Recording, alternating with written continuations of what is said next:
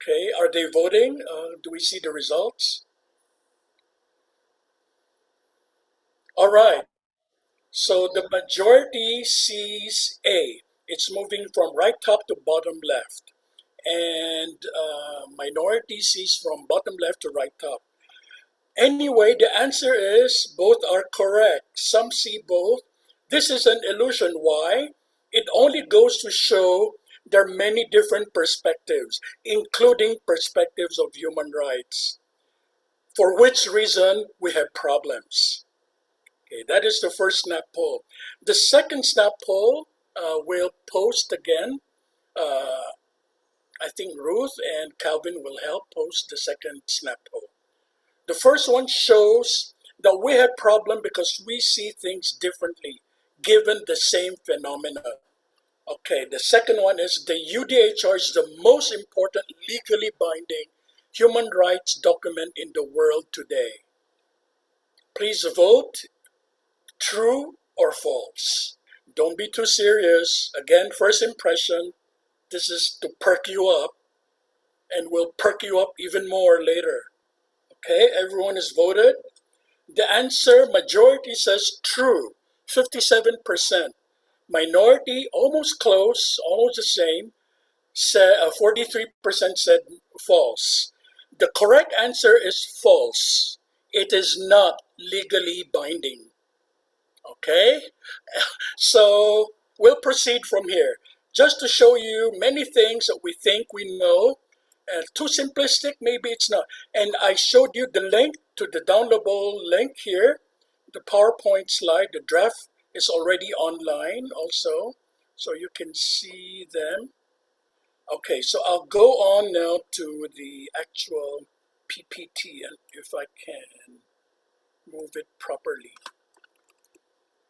Okay, so we are looking at moral dilemmas, as you have seen in the online polls for those who have voted, and critical analysis.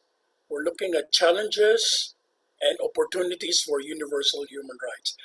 Please, I can see on the screen, if you have immediate comments or questions, write them on the wall, the chat box, so I can, if my eyes are able to catch up your comments, I can immediately respond. Okay, wonderful, to your issues. And this will be our outline. We'll try to cover everything. If not, you can download the PPT online. One is we'll look at your views on the polls. Two, the conceptual framework. Three, the universal human rights in a nutshell. Four, international law. And then five, the problems, history, philosophy, ethics, and case studies. You've seen most of the case studies already on the snap poll, on the poll online. And right now, I'll show you the results of the poll for those who have responded. Let me try. All right, ground is false. Human beings are naturally good. We will see later whether that's true or false. Human beings are special and superior to the rest of nature. Theologically, that could be the case. The UDHR is a Western Christian document imposed onto the rest of the world. Partly true, partly false. These are trick questions because the committee which set this up, which met in New York to set up the Universal Declaration of Human Rights, was composed of people from different backgrounds. And you have someone from Lebanon, from US, from France, and from different traditions. And the people met in New York, and in fact, the purpose of which was to produce a legally binding document. Guess what? Surprise, it was hard to agree on a legally binding document. So they settled on a declaration which is not legally binding. Okay, so that's the background. And inequality is part of human condition. Thus, we cannot get rid of inequality. Inequality, okay, there are two types of responses in here. One, we're all born naked when we come to the world. In that case, we're all equal. But there's such a thing as cultural prison. Depending on where we are born, For instance, in a country where you have a caste system, you are condemned if you are born to a certain caste. Or if you belong to certain societies and your religion is a minority, perhaps they respect you because that society respects your religion, but in other societies, maybe not. So, but we are all born equal and naked, okay? Or first and foremost, we're equal. But society casts some leash and prison on us. If poor countries will follow the correct economic models of the World Bank and IMF, the poor countries can lift their citizens above the poverty line. I'm giving you sagacious responses from noted experts, academics such as Joseph Stiglitz, who won the Nobel Prize 2 times, one on economics, a Nobel laureate in economics, and another on his co-authorship on the climate crisis before the climate change issue was famous or became popular. He won Nobel Prize twice and he said, our problem is the economic model imposed by the World Bank and IMF. The same with Varoufakis, who was the former finance minister of Greece and a professor of economics. So these two experts said, and in fact, these are problem. And Robert Reich, who was a former secretary of Clinton and who worked with both Republican and the Democratic Party, said that the economic model we have now is unsustainable. These are three experts are saying. Make the economic pie bigger and everyone will have increased income across the board. According to Robert Reich and Joseph Stiglitz, that's not true. We're making the pie bigger. For example, the US Federal Reserves is producing fake money, printing money with no basis of wealth at all. Printing paper like it's hotcake, and the pie is getting bigger. Unfortunately, the money goes to the already super rich, even in economic crisis. So these would be some of the problems that we see. And the poor are poor because they're lazy. The only way for it again to get out of poverty is to get a job and to work hard. This is oftentimes the logic given, for example, by colonial powers. They look down on the people they colonize. And also, this is what many American economists said when Greece had its economic downfall. But factually, statistically, the Greeks worked more hours than the Americans, shockingly. But again, they're always stereotyped, telling people they are poor because they're lazy. In fact, in the US, because of the declining purchasing power of their income, many get 2 jobs. Aside from both husband and wives are working. In the US, for instance, women got jobs not because of women's rights, but because the purchasing power of men's income was so low that 2 people have to work. But many now are working at least 2 jobs. They are not lazy, so that is false. These are all related to human rights. We'll see them later. The very few billionaires should only receive praise because their hard work brought them wealth. They must be emulated. They don't deserve to be criticized. Only jealous people criticize them. One professor of history from the Netherlands, Roger Bregman, with whom Joseph Stiglitz concurred, stated in the World Economic Forum in Davos, in Switzerland, when they met, he said, all of us are talking about justice, fairness, freedom, doing good, climate justice, but we can't see the elephant in the room. We're not talking of taxes. The few billionaires are rich because they're paying so few taxes and they are putting their money in tax havens. So he says, it's like saying there's a fire and the fireman is not allowed to enter the room. That is a big problem. So famous economist Joseph Stiglitz and Professor Roger Bregman say we're not looking at the real problem. To achieve justice in society, we must, of course, first understand the law about justice and then apply it. This is true for people who believe in what we call as idealism. Law comes first and then reality second. So, but for the people who are materialists, they look at the economic and social and political situation first and then look at the law. Two very important authors. One is John Rawls. The other is Amartya Sen. Amartya Sen is Bengali. Amartya Sen won the Nobel Prize in economics.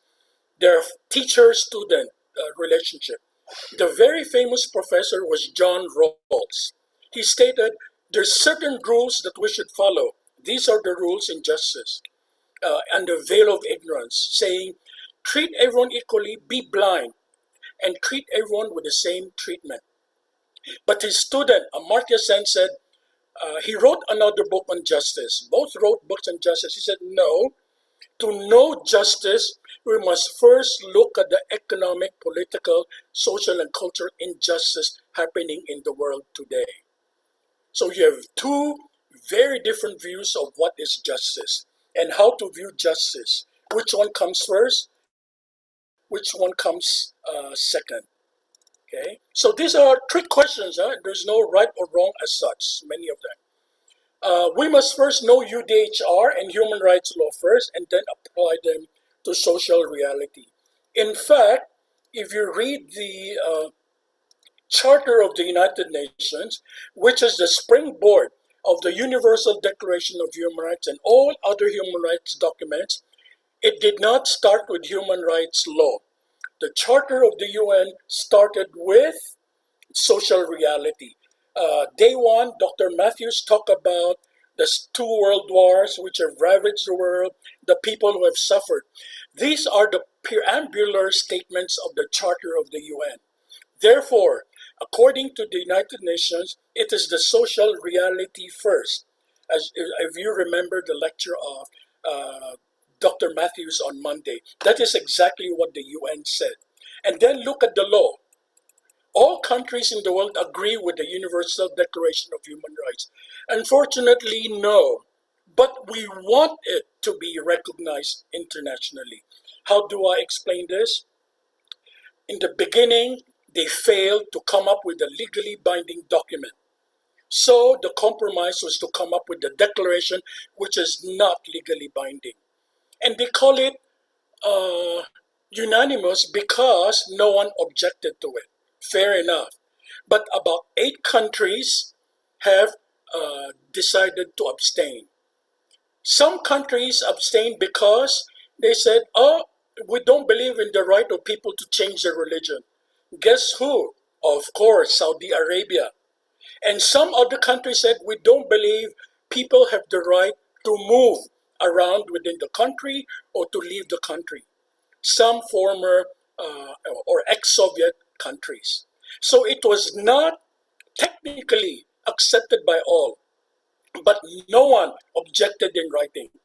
So on paper, technically, it is universal because there was no objection. You see the nuance there? Okay.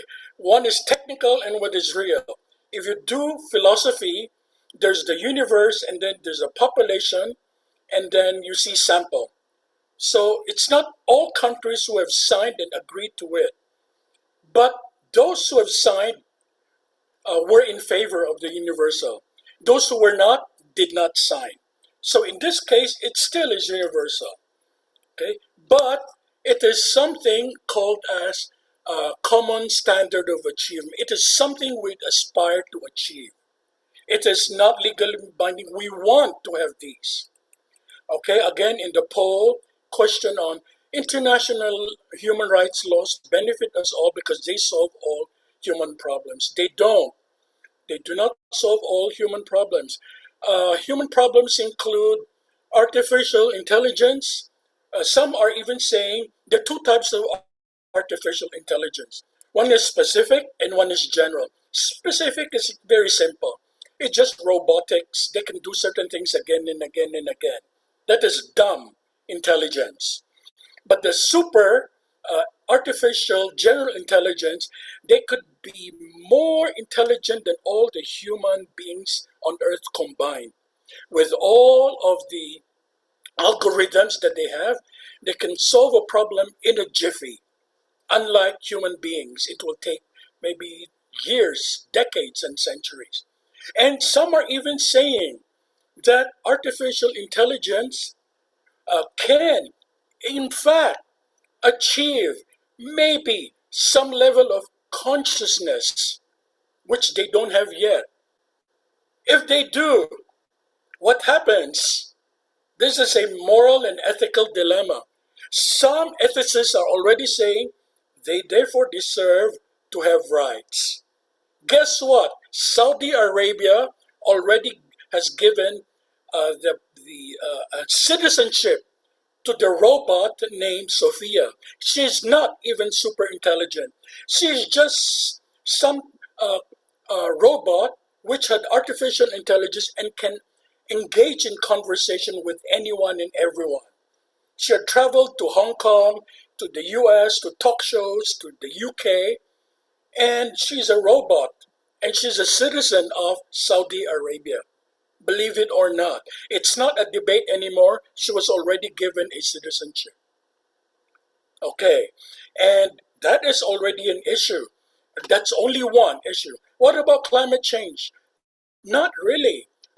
The only thing that the Universal Declaration of Human Rights talked about was to have an environment which is good for our human condition, to our work condition. Nothing really about climate change as such. And what about nuclear weapons? It did not even mention nuclear weapons. And the bigger issue, uh, these are not in the realm of human rights. AI is not human. Nuclear is not human. It's in the laws of war. Okay, these are external to human rights. Universal Declaration of Human Rights is not legally binding. All human rights must be respected under all circumstances. We wish 87.5% of the people who answered the poll wish, and I wish too. Unfortunately, no. And they are even spelled out. We will study what under what conditions they not most of the rights can be derogated.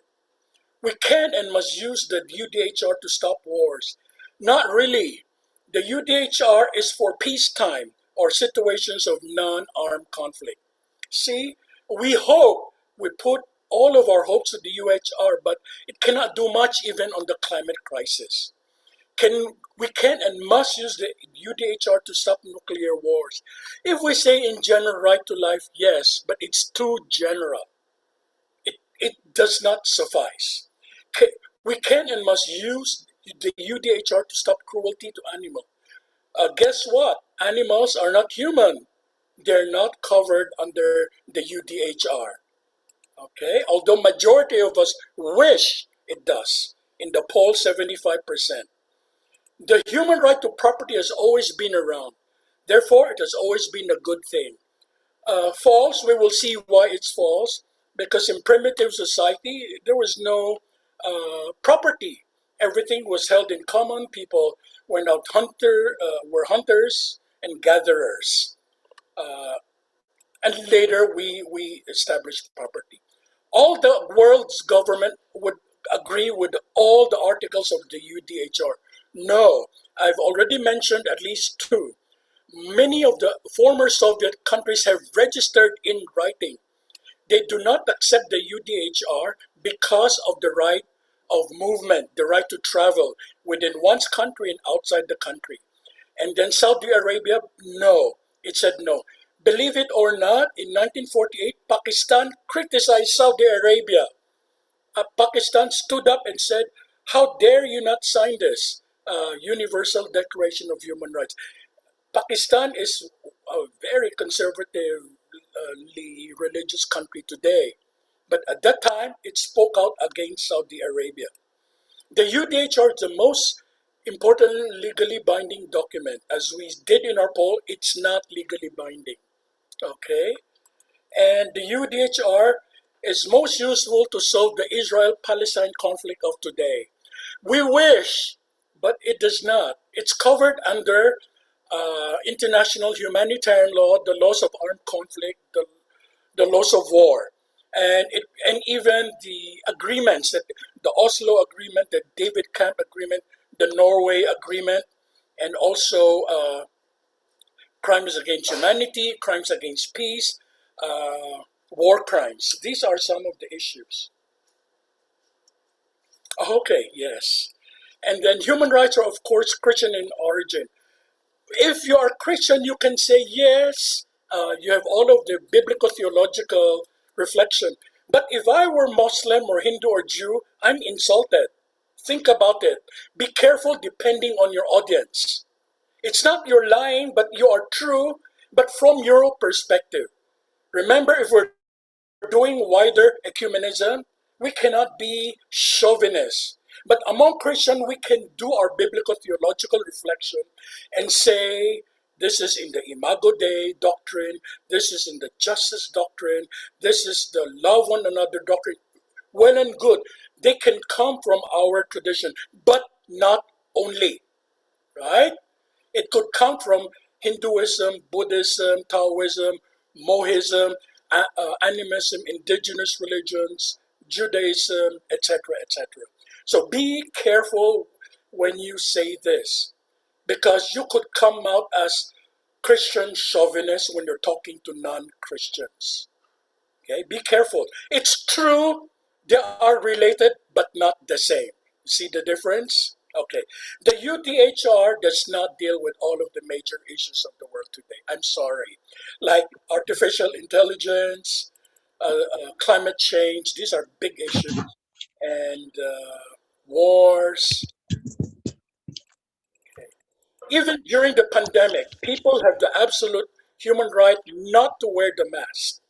It's false. Majority of you are correct.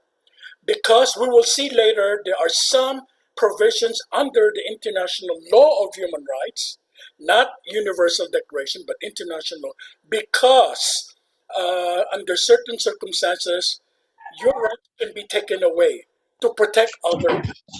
So, but I'm so sorry, none of the people from the UN, from the US, from WHO are referring to this very important provision. Wearing the mask, you can use international human rights law, but they're not using it. Maybe they forgot or they don't know. World capitalism today promotes competition where everyone benefits, according to Adam Smith. According to Janusz Varoufakis, he said the capitalism today we now have, and also Robert Wright, they concur. It's not the free market. The way to get rich now is not through market where you buy and sell, demand and supply, competition. Rather, it's capital accumulation. And also, Professor Thomas Piketty of Harvard. He wrote the book Capital in the 21st Century. He says income cannot catch up with capital accumulation. Okay, with very sophisticated statistical, mathematical studies from all for about 100 years or so, proving that income cannot catch up with capital growth. Therefore, it's not market capitalism. That's why income disparity is very huge. It's not market driven now, unfortunately. It's not true. Although majority of us still tell fake news are bad and therefore must be banned. Surprise, under international law, I'm very not happy with this too, and under the Supreme Court jurisprudence of the US and the American Civil Liberties Union says fake news are bad, but they cannot be banned and must not be banned. Why? It's the freedom of speech and expression. Because how do you know what is fake news? We know, we think. Other people also think your news is fake. And then we block each other's news, we ban each other's news. So what's the way to get out of fake news according to the American Civil Liberties Union? It is coming up with your own arguments to counter the fake news. Unfortunately, I don't want this to be true, but that's the truth. You cannot ban under human rights jurisprudence of the United Nations Supreme Court and the American Civil Liberties Union. Thanks to American exceptionalism, the US is undoubtedly a shining example of international human rights at work. Unfortunately, the US talks of defending human rights abroad, but then it does not sign and ratify most of the human rights documents. Think about it. And then look up the racial injustice, economic injustice, okay? So many injustice within the US. We can go on and on, but we have my PowerPoint I was reminded to go through. So I will just stop from here and proceed here. So when we talk of human rights, you have human and rights. Humans are primate.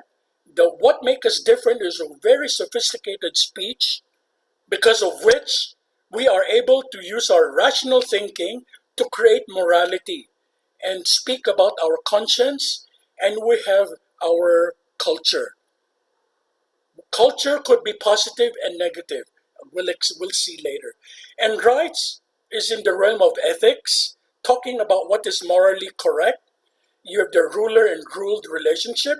You have rights and duties relationship, and legal protection and punishment for offenses.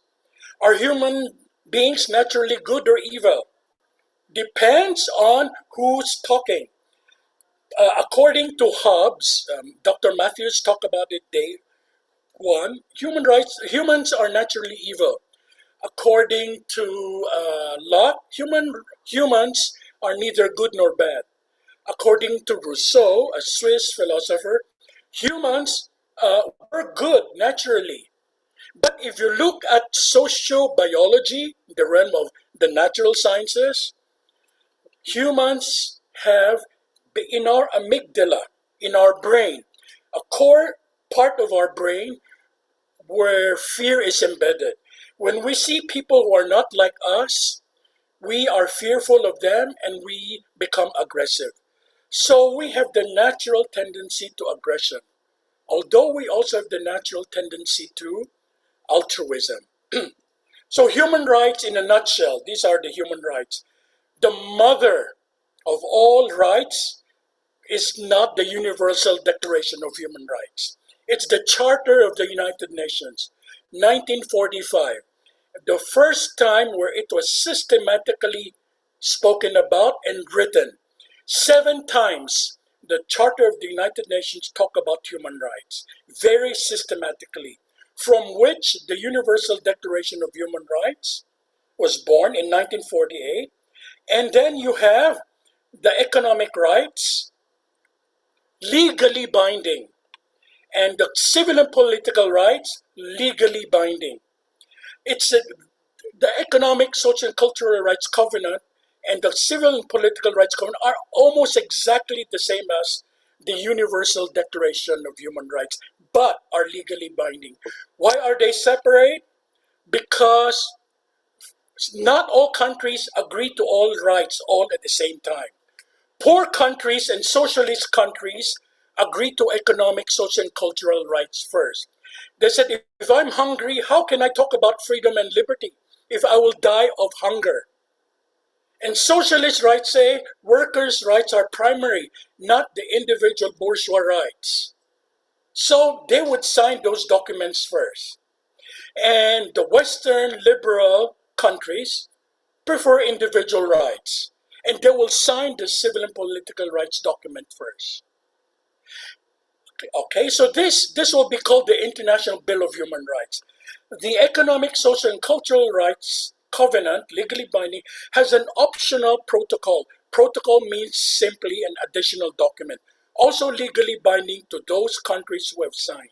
It simply means If you're an individual and your economic right had been violated, you can go to the United Nations for one case, but upon the exhaustion of domestic remedies, meaning you must have gone to your local uh, conflict resolution mechanism in your village, in your town, in your municipality, in your city, in your region, and up to your Supreme Court. Failing that, you can go to the United Nations. It's not jumping immediately to the United Nations. And then you have the International Covenant on Civil and Political Rights. Protocol 1 is also the same. Individuals can go to the UN directly after the exhaustion of domestic remedies, meaning you went to your local conflict resolution mechanism, to the municipal court, to the regional court, to the Court of Appeal, and then finally to the Supreme Court. If it fails, you think you have a case, you can go to the UN. And then second optional protocol is the abolition of the death penalty. These are harder issues, that's why they have to be added later. Fewer countries have signed to these optional protocols. The two sets of human rights are called, one is positive rights. Governments have to do something so you can enjoy those rights. Economic, social, cultural. Right to work, decent work, equal pay for equal work, limited working hours, uh, depending on the country. If your country says, I think most countries are 8 hours. Europe maybe 7 hours. You are not required to work more than what is legally allowed. If you work more, you have to be paid overtime pay.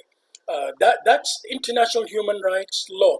Where I work in the U.S., the vice president, I work under her. She would tell everyone by 4:30 maximum, everyone should be out of the office, because number one, she will not pay extra, and number two, she will be violating laws on labor rights. So she wants everyone out by 4:30.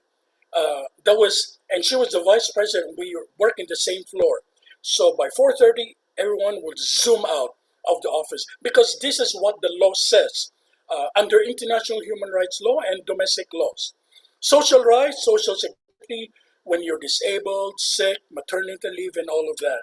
Cultural rights, free education for primary level, and moral rights if you're the author of certain work. Okay, painting, an article, whatever. It's in the universal human rights as well as the International Covenant on Civil, uh, Political, Economic Rights, and Economic, Social, Cultural Rights. Negative rights is the other basket, meaning the government should not do these things so you can enjoy your rights. Positive rights means the government must do something so you can enjoy them. Negative rights, the government should not affect your liberty, should not affect your privacy, should not affect your security of the person, should not torture you. Civil rights is the vocabulary in the United Nations. In the US, it's called civil liberties. It's confusing. If you talk about civil rights in the US, they're talking about women's rights and rights of African Americans. I taught American government and politics, and it's different vocabulary when I was in the US teaching this, and when you're in the UN, it's a totally different set of vocabulary. Don't confuse the two. Political rights is what we call as democracy. The right to run for public office, the right to vote, secret ballot, open and regular election, and the right to have access to public service. Democracy is a very small part of human rights. It's just one part of human rights. Okay, this is what democracy is all about. But one problem I mentioned earlier was it's in the online poll. Democracy does not guarantee human rights. Why? Because there are at least two kinds of democracy. Liberal democracy, where human rights, civil liberties are respected, and also illiberal democracy. Look at the Philippines under Duterte. Look at Modi. with the Bharat Janata Party. Look at Trump's US. It's illiberal. So democracy is not automatically ushering in human rights. There's no automaticity between human rights and democracy because you have Trump will just efface as many rights as he wants, just like Duterte in the Philippines, just like the Bharat Janata Party of India, etc., etc. Okay, again, the Western and rich countries prefer the negative rights, the individual rights. I'm trying to show you the dichotomy, but in fact, they are related. It's more dialectical than dichotomous. They go together. But this is the debate which went on internationally about human rights. But today, where the Universal Declaration talks about both sets of rights. So the poor countries and socialist countries talk of collective rights. Okay. And then, we don't have time. So international law, human rights are not true law in general, even the covenants and the others. Why? There's no sanction. By definition, John Austin would define law as something which is not only legally binding, but gives punishment for transgression. The international law does not really have punishment. But now there are new special tribunals. Special tribunal on, former Yugoslavia, on Rwanda, and Khmer Rouge, where else? And then they tried on war crimes of the U.S. with the International Criminal Court, but the U.S.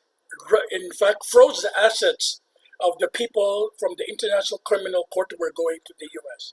So powerful countries can decide whether they will be under international law or not. Okay, this is the whole set of international law. Declaration is not legally binding. Resolutions are both legally binding and not. These are the General Assembly meeting and saying, this is what we can do, and then if they agree, then the resolution can become legally binding. But the Universal Declaration is not legally binding. The Charter of the UN is like the constitution of the world through the UN. It is legally binding on all member states. And treaties are legally binding if countries are member of the treaties. Pact or covenant are the most sacred documents, like the International Covenant on Civil and Political Rights, International Covenant on Economic, Social, Cultural Rights. It's like the covenant of Yahweh with the chosen people, okay, in the book of Exodus, right? It's very important, the covenant. And then protocols are additional documents. Conventions are specific documents. Migrant labor, children, women, refugees, and so on and so forth. Okay, let me see. Human rights defenders. In the Philippines, our motto, people who are human rights defenders, is serve the people. And many church people from Norma, Daliaga, and me, and many other people have joined many fact-finding missions. We go to villages which were bombed. Sometimes we have to walk 7 mountains and 8 rivers and sleep in the jungle at night with snakes crawling and with banana leaves as our bed. And then when we go down, we're about to be shot by the military because it's called no man's land. No man should be there. And it was very good one time, a Catholic priest, it's always ecumenical, Protestants and Catholic. He told us, wave your white shirt, take off your white shirt and say civilian, civilian. We don't know what was going on. Our white shirt were brownish and grayish, so dirty. We were waving, civilian, civilian. And lo and behold, the military came out and said, if you did not shout civilian and wave your dirty white t-shirt, we could have killed you all. Because this was a no man's land. It is declared by the government, by the military. And churches sent groups to far-flung villages. We told them we want to find out what happened here. And we broke bread and ate together with the military.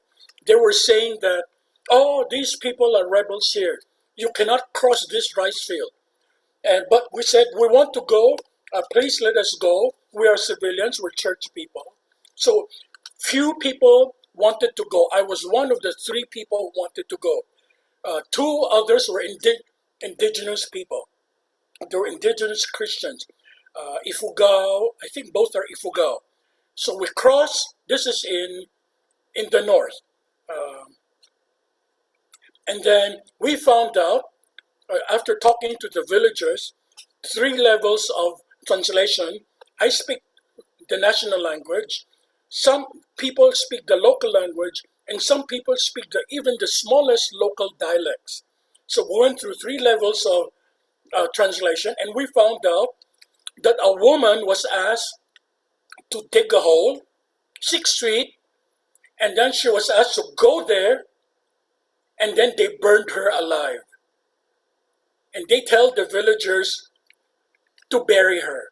We were shocked to learn about this from the villagers. It took 3 hours or so at night because of different levels of translation. Because they said she's a rebel. But the people say she's just a villager. Okay, fear. People ask this question all the time. Aren't you afraid? I said, if we're afraid, no one will do human rights work. No one will be human rights defenders. 2 different human rights lawyers told me. One said, Ray, be careful. You are on the blacklist of the military intelligence. And then another lawyer told me, Ray, be careful. You are in the blacklist of the police intelligence. I say, why? They say you are a communist. I say, ha, ha, ha. Even if they torture me, there's nothing to reveal because I'm not. And the lawyers, ha, ha, ha, me back. Only if you know how torture is like, you will not, ha, ha, ha. You might confess falsely because of the fear of being tortured. But I said, if I will be fearful, then no one will do human rights work. This is what guides people who do human rights work in the Philippines. I don't know about other countries. It's not the guiding principle, but of course, you are being cautious. We're told to do QRT, quick response team. Before we go anywhere, people should know where we are, so that at a snap of a finger, if an emergency happens, we can all respond. It happens so many times to co-human rights defenders. And we have what is called as buddy-buddy system. Never go alone when you do human rights investigation. Go with somebody else and inform your family and colleagues, so that if something happens, there's some kind of protection. If you disappear, people should immediately seek you out, because if they don't seek you out, you could be next is tortured and next killed.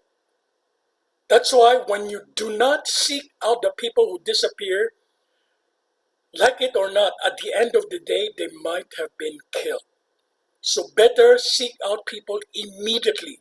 So when something happens, we will go to precinct after precinct, police prison. We will move from one place to other, talking to the police prison, giving them name, and say, with the writ of habeas corpus, produce the body, show us where the person, because it's a minimum right of the people. So can we defend all human rights? Unfortunately, no, by law, because there are limitations. According to the to the International Covenant of Civil and Political Rights, for example, there are limitations which are allowed by the United Nations documents if you will trample upon the rights of others, morality, public order, and general welfare. So wearing a mask is covered under general welfare. But no one in the UN or governments or the US talk about general welfare. There's also another permissible derogation. Your rights, let's say, to decide I do not want to wear a mask, does not supersede the right to public health. It's explicitly written in Articles 12, 18, 19, 21. that for public health, such as during a pandemic, for crying out loud, and during a public emergency, your right not to wear a mask does not supersede the right to be protected for the general welfare. These are very explicit.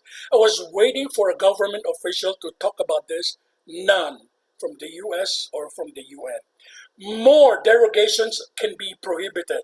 These are rights. Move within a country can be limited. Press freedom can be limited if some trials are very sensitive, and freedom to manifest one's religion might be limited also. Your freedom of expression could also be limited. Think about it. Peaceful assembly could also be limited. With these reasons, national security, which most governments use, then that's it. Government says national security, then you cannot assemble peacefully. But these are the few rights which remain forever and ever. Amen. You cannot do the following anytime, anywhere.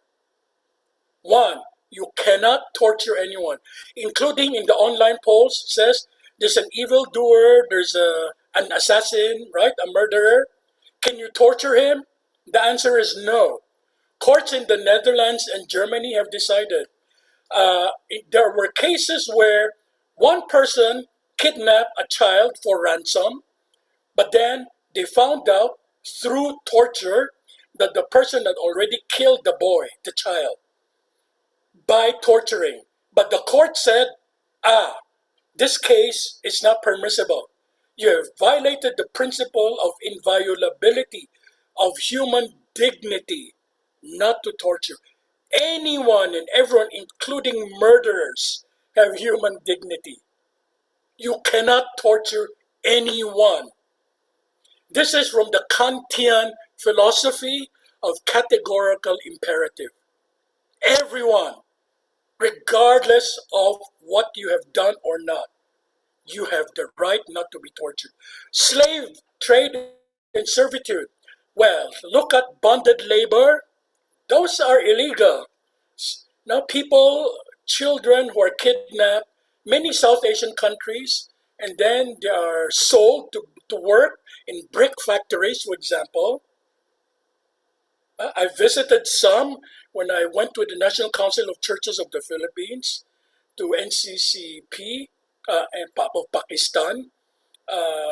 We saw some children who were bonded labor.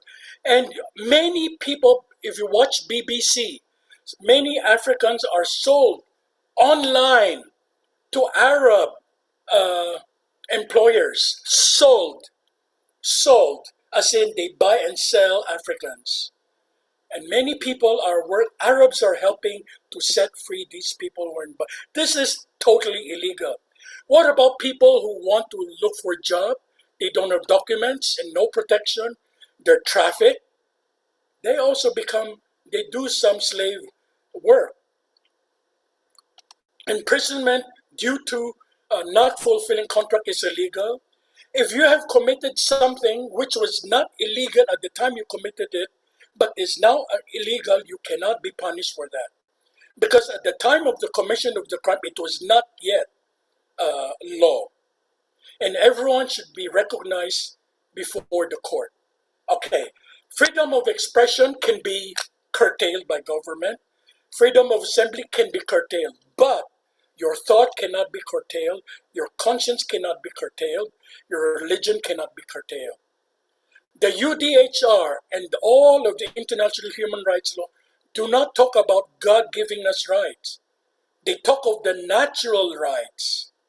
But it respects people with rights. You see the difference? So you have the right to your religion, but how many times people are forced into conversion?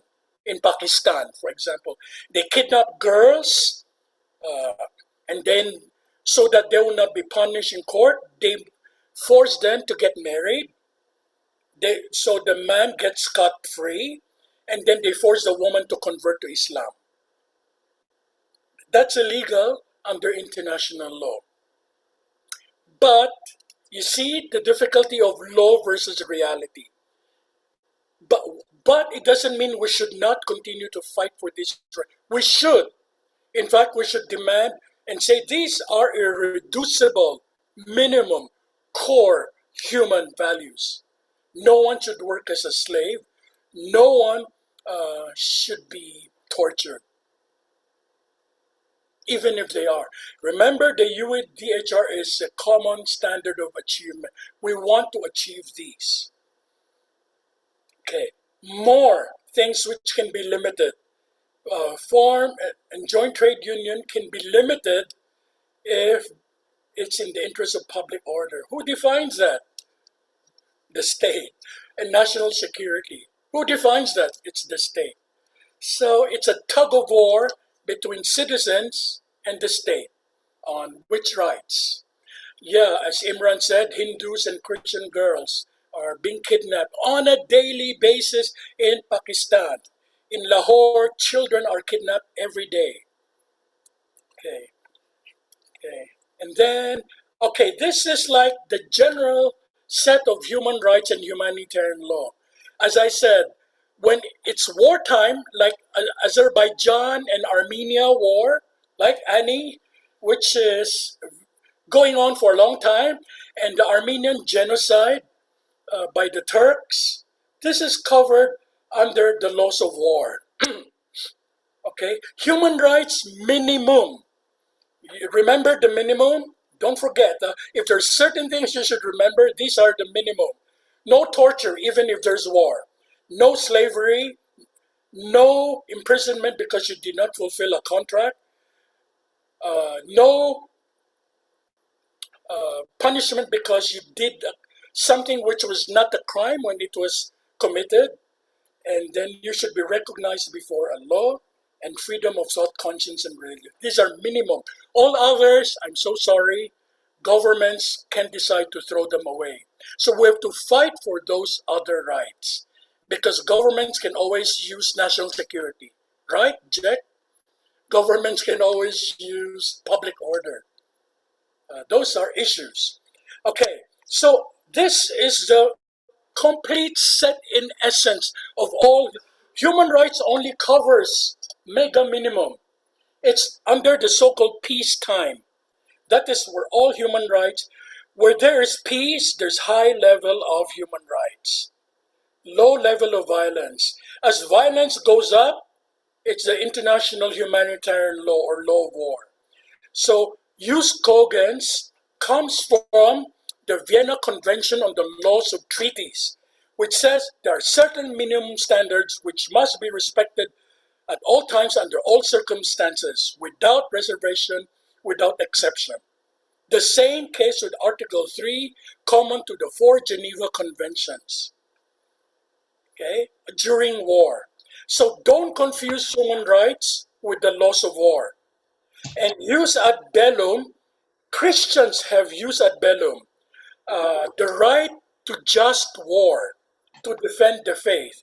It's not only in Islam, it's also in Christians, like Augustine, one of the fathers of the early church, said Christians have the right to war, to defend the faith. Jus in bello means the law in operation during war. Descriptively, you don't say it's good or bad, just or unjust. Jus ad bellum is you're saying this is the just war theory. So this is the complete set in very essence. And when there are conspiracies, riots like in the U.S. Capitol, January 6th, human rights minimum apply. And then when you go to cases where there's civil war, maybe between the Karens, the Chins, Kachin, and the Bama central government. And then when you have a coup between the government and the civilians, that's before a civil war, humanitarian law comes in, human rights law minimum. When you have international war, minimum human rights are covered. Maximum international humanitarian law is covered. Okay. These are two sets of full courses. I teach at the university. Okay, these are some constraints on, I made this chart on why is it difficult to protect, defend, and promote human rights. Number one, look, but this is the Sisyphus myth. Sisyphus, this is a myth in ancient Greek mythology, according to which Sisyphus was condemned forever to roll up a boulder, a big rock, which will forever fall, and he has to ever push it up again, ad infinitum, ad nauseum, forever and ever. Amen. So this is like human rights. One, we have the socio-biological leash. We are tied. Okay. I'll finish with this slide and then we'll have a break. There are too many things to cover. We cannot cover everything. Sociobiology says we have in us, in the amygdala, we have the hormone in our brain for aggression. Somebody is not like us, we become fearful and aggressive. Secondly, cultural prison. All of us belong to some cultures. Hinduism has caste system, right? The Bible had slavery, right? And then Plato had what is called as the noble lie. You tell the people philosophers should be king and the strong people should marry among themselves and become soldiers. And then foreigners by law are called barbarians, the Greek translation of foreigners. Therefore, you are not citizen. They create a noble lie. Why? To keep the public order, so that there will be public order. They have to invent this lie. And then now we have post-truth. Since Trump came to power, there's so many fake news all over the world, thanks to Trump. And international human rights says we cannot and we must not ban and block fake news. With one exception, if they incite violence anywhere, from the US to England to the UN, inciting to violence, then they'll block you. Just like when people became violent in the Capitol Hill in the US, Twitter and Facebook blocked Trump because it was already violent. That is permissible under human rights law. And then Harari says everything we do, it's a myth. We just create stories. So this gives us change, hope. We can change. Even we belong to a system that believes in the caste system, in the slavery system, we can create new stories. Yuval Noah Harari said that. And it's true. Everything is a story. Even human rights, according to him, is one of the greatest myths we created. But it's a good myth. So he says we can create this new myth. And then in brain science, in neuroscience, we're told our brains, we can think differently. There's neuroplasticity. We can create new connections between different neurons. We can change even if we are imprisoned by our biology and by our culture. Historically, a lot of changes for human rights were due to revolutions. Sometimes you have to do revolution. And then the highest stage, if we can go for human rights. But conservatives call this culture wars. But in fact, people are saying we're not excluding, we want to include not just white and not just men, but everyone else. But many conservative white men are saying you're excluding us. This is the end of white male. It's not. The word is not exclusion, the word is inclusion. Okay, we'll have a break. I cannot cover course on philosophy of human rights, course on international human rights, course on so many other law of armed conflict. We'll stop here. See you in 10 minutes. Thank you, Dr. Ray. We'll move into the breakout rooms now for the discussion. There are 2 questions that we have. Each question you can discuss for 10 minutes each. So in your discussions now, we've heard a lot about the current economic and political structures of our world, and how these have influenced which human rights are completely inviolable and which are sort of gray, which can be applied when wanted, can conveniently be removed, etc. So the questions that you will be asked to discuss is, what are these economic and political models that we should envision? Think about what we talked about in the previous session as well, right? The implementation of the 7 commandments. How can these 7 commandments be lived out in our systems and our structures? So this is what the 2 questions will address. They are in the chat box, and let's break out into the rooms. Okay, can you hear me? Yeah. Okay, I'll just wrap up, but can you hear me? Is it, I'm muted? I'm okay? Okay, yeah. I just want to warn people, just because people win the Nobel Prize does not mean there's peace. The Nobel Peace Laureates. Ethiopia, the president of Ethiopia, a young gentleman, Abiy Ahmed Ali, declared war recently, last month, in the Tigray province of Ethiopia. Myanmar, we know there are issues now with the military coup, but prior to that, there are many ethnic groups, including the Rohingya, and then the Karen, the Kachin, many groups were in trouble with the national government, of which Aung San Suu Kyi was the national advisor. And then the US, Obama won the Nobel Prize also in peace, but he also declared wars.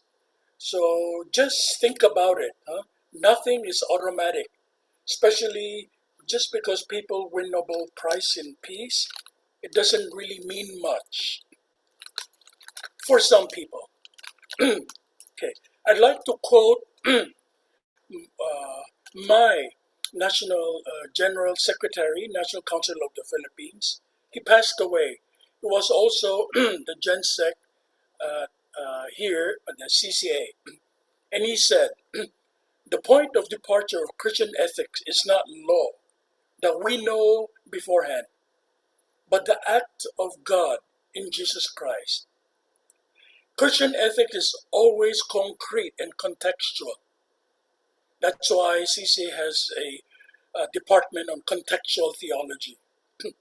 It is neither theology being put into action nor moral principle being applied to living situation.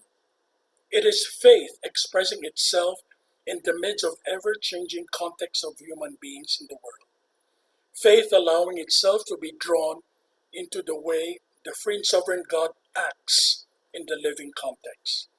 So just give you food for thought, the relationship between faith and action.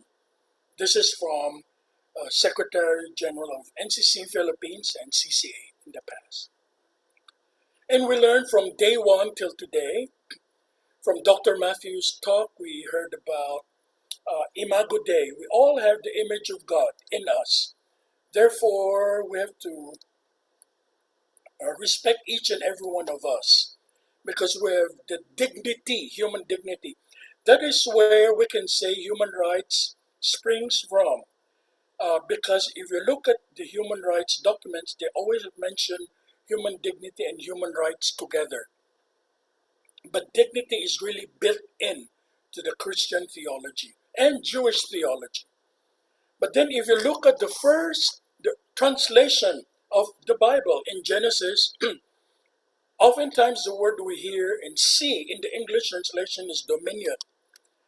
In Genesis, right, when God created the world, let man and woman have dominion over the earth, the plants, the bird, the trees.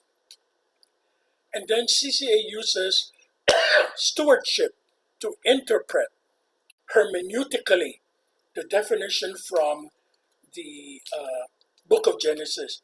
However, in my dialogue with Metropolitan Kyriakos, Theophil, and also the Roman Catholic priest in Mumbai, who's in charge of the Roman Catholic climate justice an environment department for Asia. And also, he told me, even Zachariah is a theologian from India who's now in New Zealand. They all talk about ecocentrism. Metropolitan Theophile Kyriakos, Zachariah, and the Roman Catholic who is in charge of climate justice in Asia, say we should move now to ecocentrism, that it's not human beings only guiding the world, but we are part of the created world. Therefore, we should respect the created world. Okay, and I like a quotation from Michio Kaku, who is a very famous scientist, a physicist, and he said, "Religion and science go hand in hand. Religion does not negate science. Science does not negate religion. But don't let the people who are experts in religion pontificate science, and don't let the scientists pontificate on religion. Each one has a realm, each one has a place. And maybe as human beings, we should listen to both voices. The truth is somewhere there. Okay? So if we look, we were told human beings moved from ape, and then now they're going to be general super artificial intelligence. Okay, we're moving in some direction. God made carbon-based biological beings. Science reveals natural selection. Artificial intelligence is silicon-based, non-biological entities. We're ushering in a new world. Okay, so we are seeing big changes. Now, there will be post-human ethics. Will there be rights for non-human animals? This is very old for Buddhism. Respect all sentient beings. That's why if you really are compassionate for all creatures capable of suffering, you will respect and not eat any animal. You will not select cats and dogs and aquarium fish, but then kill chicken. Like there's a disconnect. Compassion should extend to all. That's not even Western new philosophy. That's ancient Buddhist philosophy. Also in Hinduism, I believe there's respect all life. That's why there's vegetarianism. But then will there be rights for the super intelligent artificial general intelligence? They could decide they will have consciousness, because now we're not creating programs for them. They're created to make their own programs. Can you imagine that? What if they decide to create their own consciousness? Will they have rights? And then human beings now, as Elon Musk wants us, connect the brain to a computer chip. We will become transhuman gods. Okay? So these are issues. But we can learn from the Bible. In the Hebrew Pentateuch, there's the justice. There's the year of the sabbatical, and then take care of the widows and orphans and strangers. Respect the authorities, but for the Christian Testament, love God above all, and then love one another as you love yourself. The very basic teaching of Jesus. Jesus says there are only two commandments if you reduce the 10 commandments. From justice, it becomes love. Think of Mary, Joseph, and Jesus. They were the first refugees. Flight to Egypt. So think of the refugees. Jesus it will be a street child if he's born today, right? Nowhere to go, so they put somewhere else. And then we have the Nazareth Manifesto. Did Jesus obey the religious leaders? He called them hypocrites. They say, Jesus, why don't you go to church on the Sabbath? You're always doing good work outside. Say, but you hypocrites, no? You Pharisees and scribes, you want to show people you go to the temple. But in your heart, it's only for show. So think about the teachings in the Bible. And this is the Nazareth Manifesto. The Spirit of the Lord is on me, because he had anointed me to proclaim the good news to the poor. He had set me to proclaim freedom to the prisoners and recovery of the sight for the blind, to set the oppressed free, and to proclaim the year of the Lord's favor. So these are important lessons we can learn. What shall I say? What are the future for us? Okay, these are the dangers of what we have now. One is fascism. We see growing fascism in Poland, in Hungary, and Trump had resurrected the spirit of fascism. The Philippine president, and maybe in India's Modi. And Harari prefers liberalism, but there's growing illiberalism. And Slavoj Žižek, a very famous, I think, Slovak philosopher, said the only way to solve the pandemic is communism. It's a shocking statement, but he says, how do you solve the pandemic? You have to put all the resources together and take care of the world. That's communism for him. Okay, these are all the other alternatives I'm giving you, and I'm not giving you one answer. Okay, I will close by saying Yanis Varoufakis says we need communism without communism.